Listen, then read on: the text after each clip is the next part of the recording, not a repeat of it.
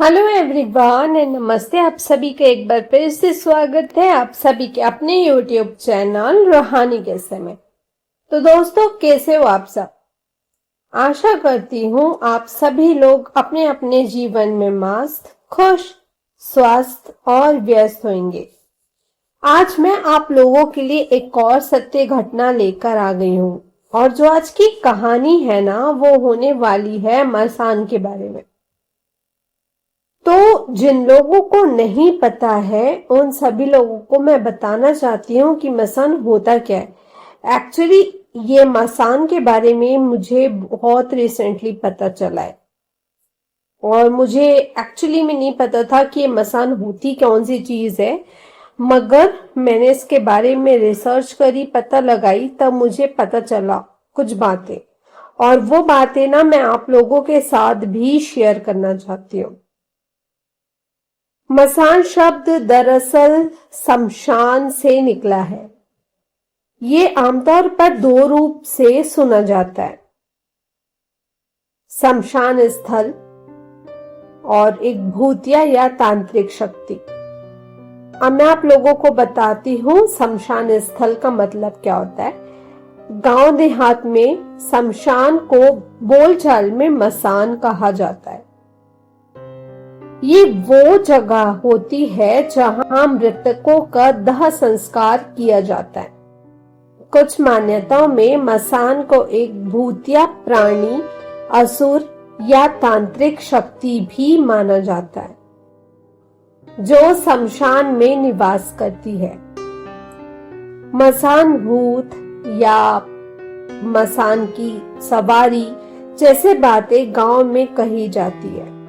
कुछ तांत्रिक परंपराओं में मसान साधना एक गुप्त और खतरनाक क्रिया मानी जाती है जो शमशान भूमि में रात को की जाती है।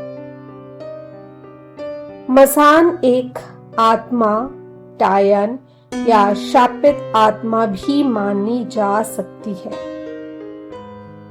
जो शमशान से निकलकर लोगों को सताती है। इससे जुड़ी हुई कई डरावनी कहानियां और मान्यताएं भारत के विभिन्न हिस्सों में प्रचलित है और उसी से रिलेटेड एक कहानी मैं आप सभी को आज सुनाने जा रही हूँ। ये एक्चुअली में एक सत्य घटना है। तो आप सभी को एक सत्य घटना सुनाना चाहती हूँ। तो ये जो आज की कहानी है वो हमें भेजी है हमारे सब्सक्राइबर विशाल चौहान ने। विशाल ने मुझे लिखकर भेजा, नमस्ते मैम, मैं विशाल चौहान हूँ, झांसी के पास एक छोटे से गांव में रहता हूँ। मैं आपकी हर कहानी सुनता हूँ। थैंक यू सो मच विशाल। और आज जो सुनाने वाला हूँ वो मैं चाहता हूँ कि आप अपने ऑडियंस तक जरूर पहुंचाएं ताकि कोई और उस गलती को ना दोहराए जो मैंने की। विशाल आगे लिखते हैं, हमारे गांव में एक पगडंडी है जो खेतों के पीछे से निकलकर मुख्य शहर वाली सड़क से जुड़ती है। काफी पुरानी है, पतली, झाड़ियों से घिरी हुई, और उसके बीच में आता है एक छोटा सा शमशान घाट जिसे हम गांव वाले मसान घाट कहते हैं। बचपन से ही सुनते आ रहा था कि विशाल, मसान वाली पगडंडी से रात में नहीं जाना, वहां कोई है। पर बचपन की बातें कौन मानता है ना। अब कहानी की असली शुरुआत होती है 8 नवंबर 2019 की रात से। विशाल के सबसे अच्छे दोस्त अंशु की तबीयत अचानक खराब हो जाती है।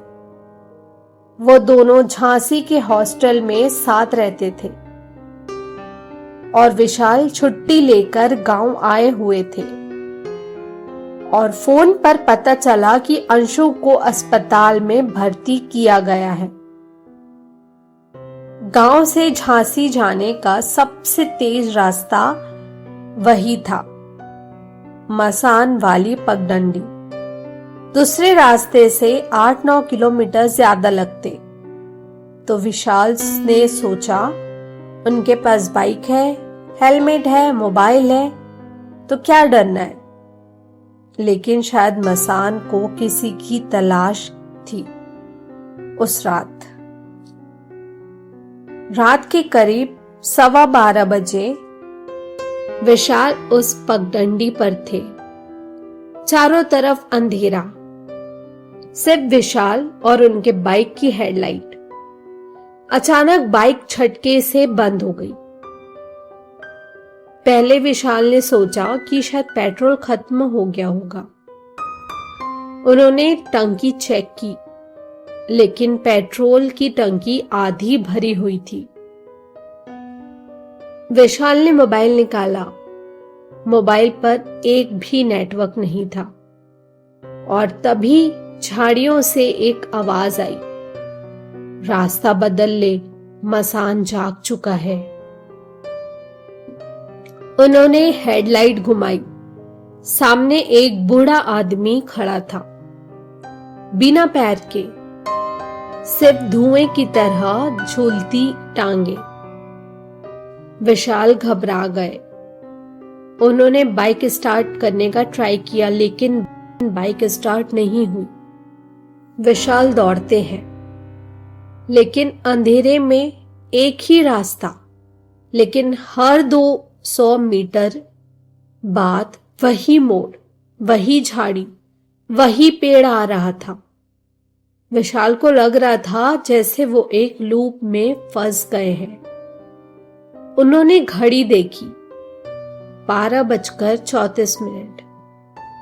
लेकिन उसके बाद हर 5-5 मिनट के गैप में उन्होंने फिर से अपनी घड़ी देखी।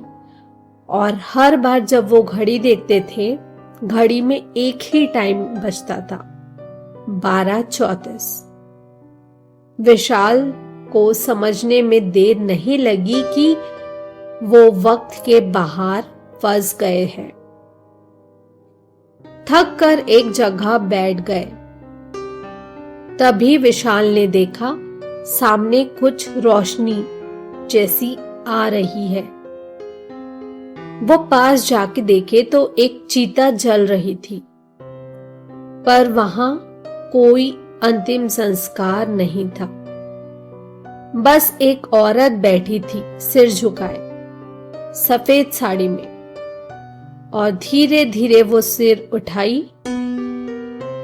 और बोलती है, तू यहां क्यों आया है? लौट जा, लौट जा, वरना यहां तेरी भी चीता जलेगी।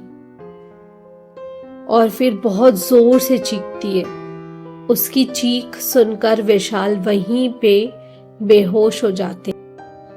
जब उनकी आंखें सुबह 6 बजे खुलती है तो वो देखते हैं कि वो एक बुजुर्ग बाबा नागेंद्र के घर पर है और उनकी बाइक खेत में ही पड़ी हुई है। पेट्रोल अभी भी आधा भरा हुआ था। मोबाइल अब नेटवर्क दिखा रहा था, लेकिन घड़ी अब भी 12:34 पर अटकी थी।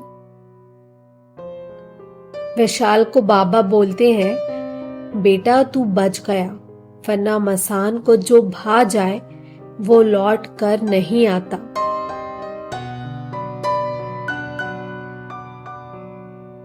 अब विशाल बताते हैं कि उन्होंने बाद में पता लगाया और उन्हें पता चला कि 1983 में उस मसान घाट पर एक तांत्रिक को जिंदा जला दिया गया था, क्योंकि वो गांव की लड़कियों पर बुरी नजर रखता था।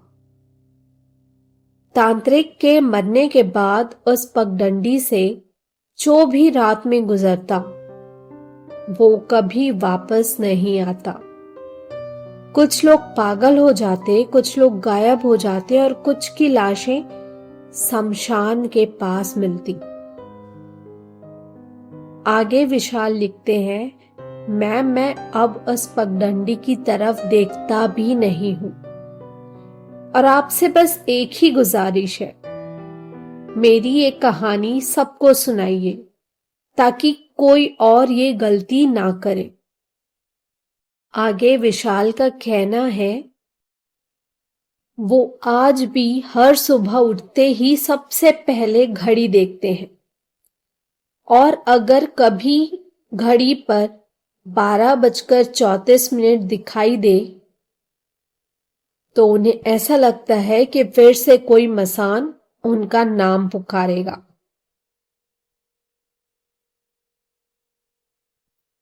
तो दोस्तों, इतनी ही थी आज की कहानी और विशाल का एक हॉरर एक्सपीरियंस।